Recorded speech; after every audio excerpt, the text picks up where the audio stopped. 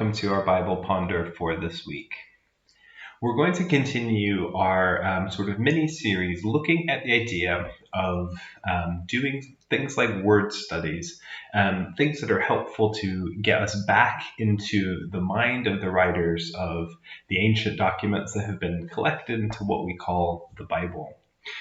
We talked a little bit about both the pros and the cons of word studies, how word studies can be really helpful, how they can be done well, but also how sometimes they can just be distractions, or we can almost follow it too far to seeing the biblical text and the ancient languages themselves as some sort of hidden code in which you can find meaning under every rock, and that you can't really know the whole meaning until you decipher the secret code, when really it's just a work of translation. But it's not just translation like we would do from sort of English to Spanish or English to French or something like that, but it is also translation across decades and centuries and millennia.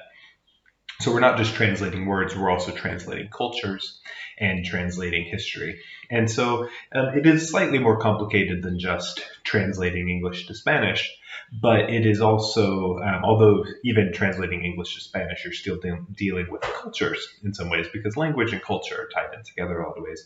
But it's not all of the way over to seeing the ancient texts as some kind of cryptic hidden code. It's a language, and sometimes language functions just like a language does.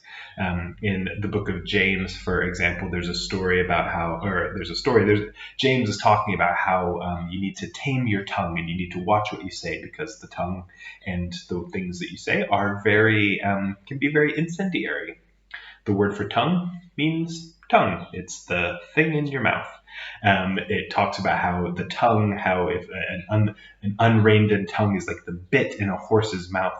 The words for the bit in the horse's mouth is a bit that you put in a horse's mouth so that you can turn the horse wherever you want, something that we still use today. So it's not always some kind of hidden code with hidden meaning. Sometimes it's just language and they're just words.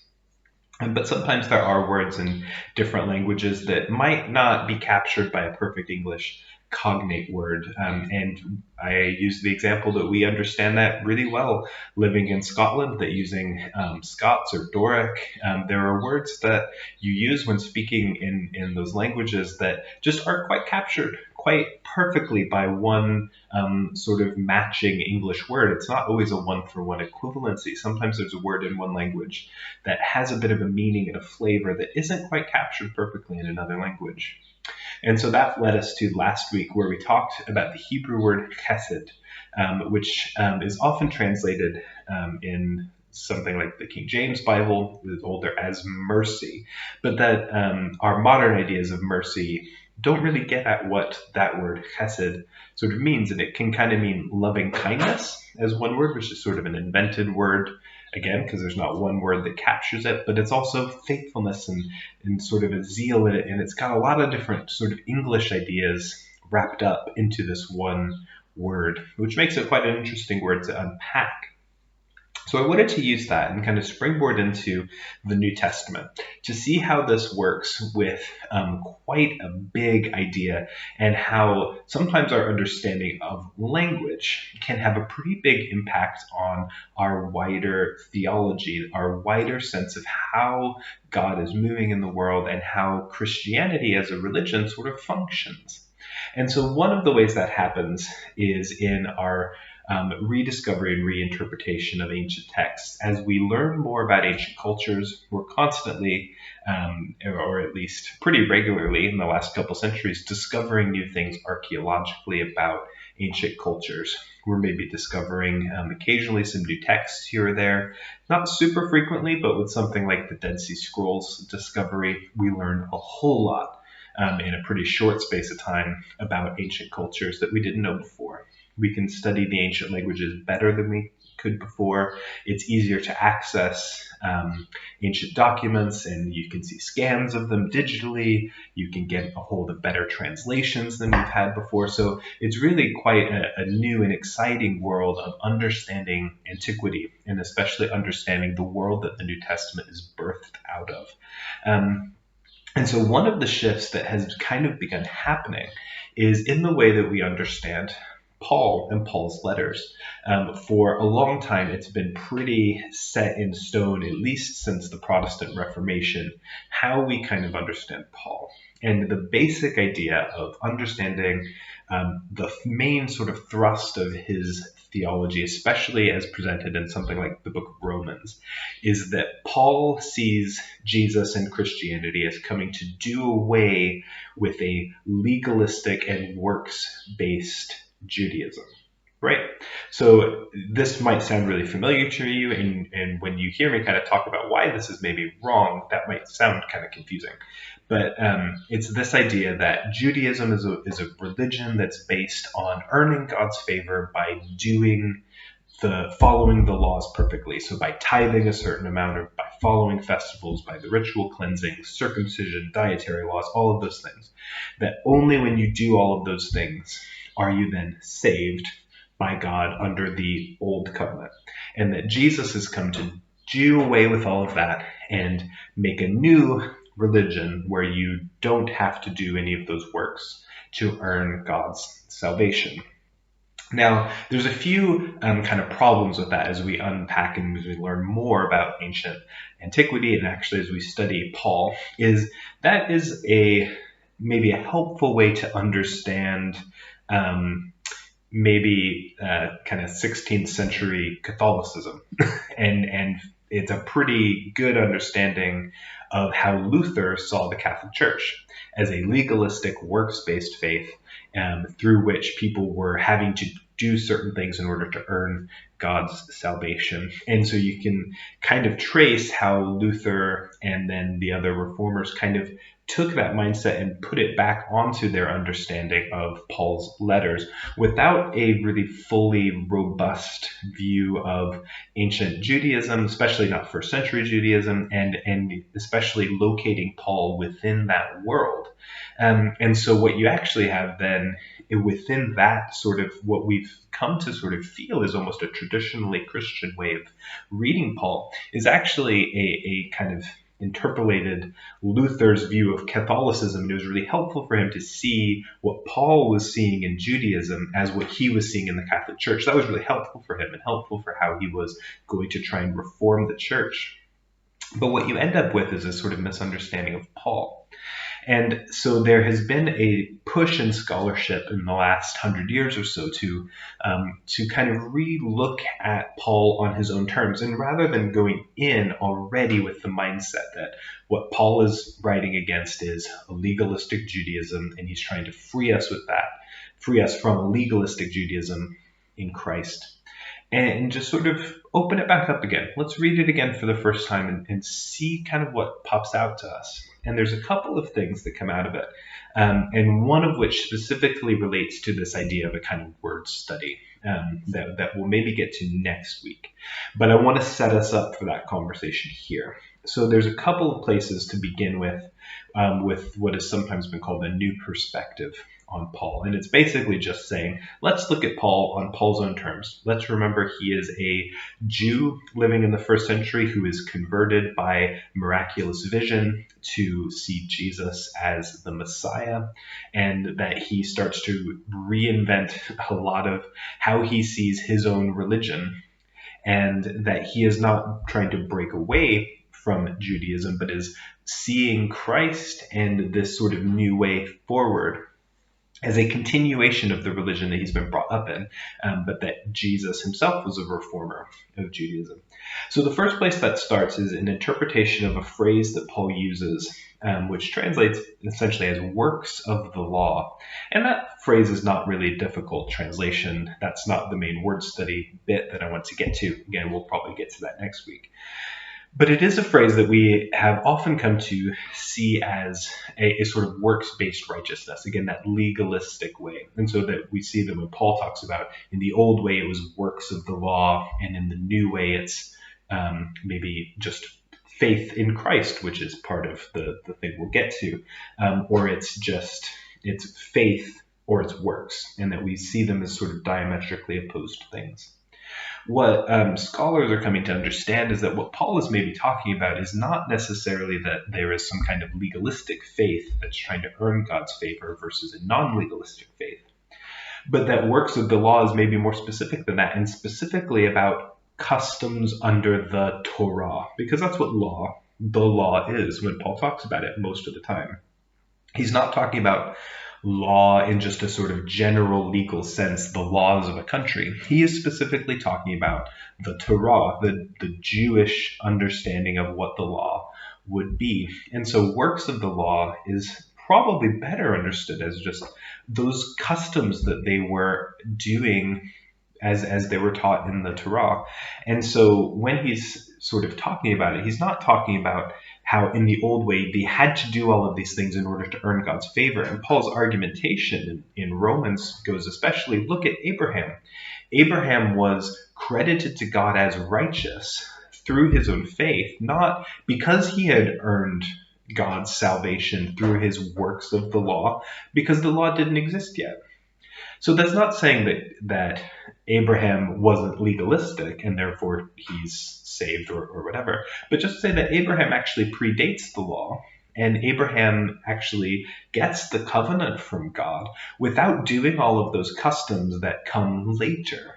And so what Paul's maybe arguing is that all of these little customs aren't the point.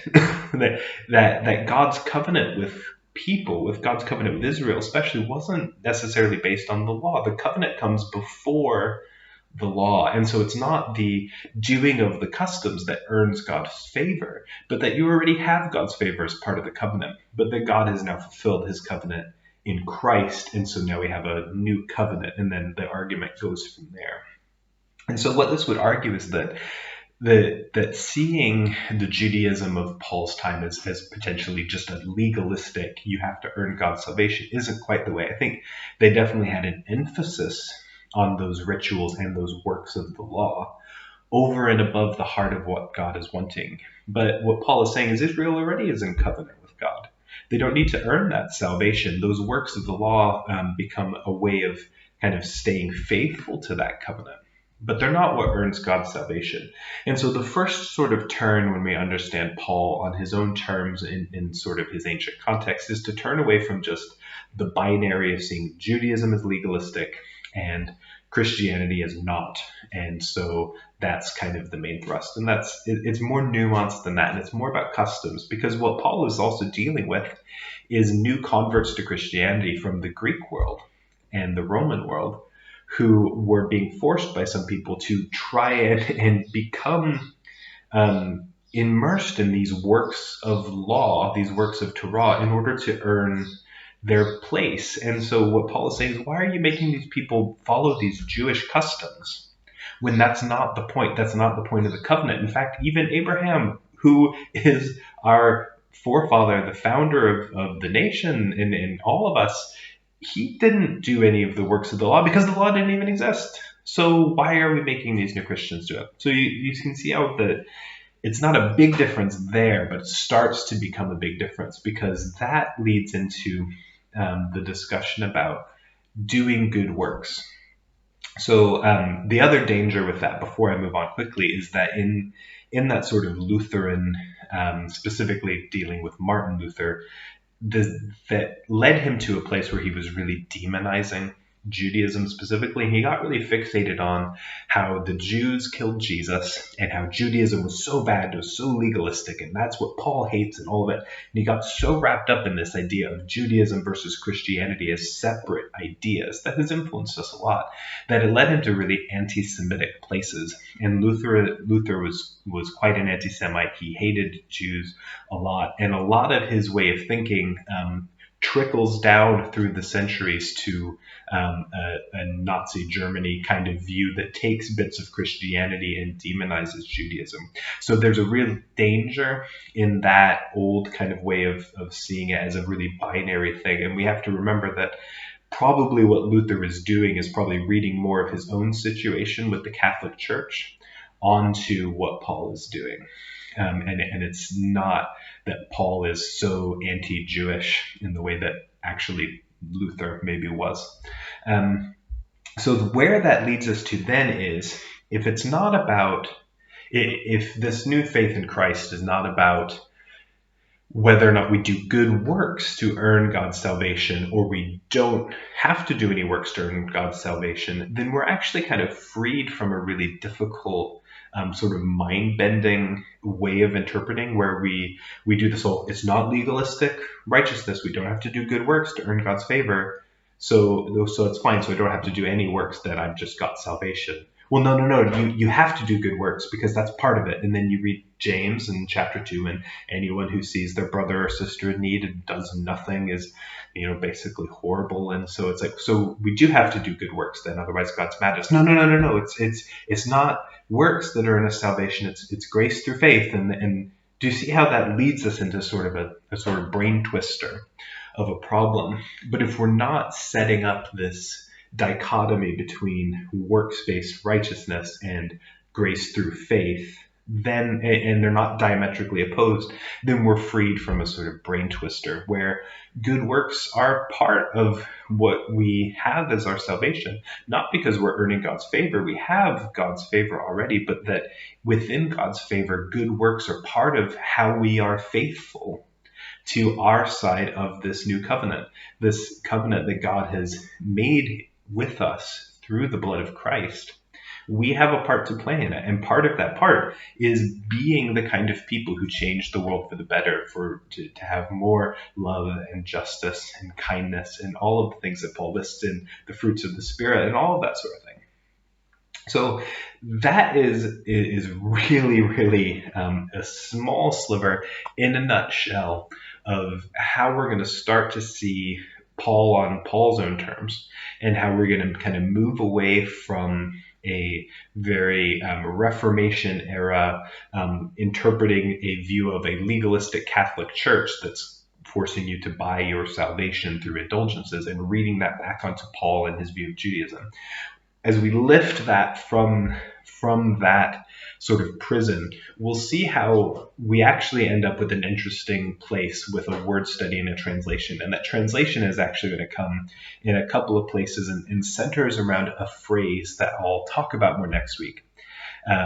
Or actually potentially the week after. I'm on holiday next week. So in 2 weeks' time, we'll get to this. And that is this idea of a phrase that is the faith of Christ.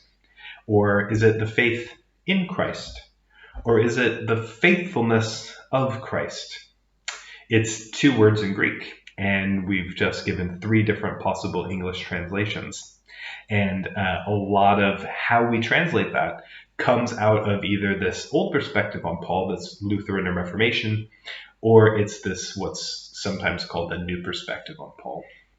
So next time, in 2 weeks' time, we'll talk about this phrase, faith of Christ, faith in Christ, faithfulness of Christ, whatever it is, and we'll unpack why what these specific translations kind of infer, what's at stake, and what I think is maybe the right kind of way forward through doing that.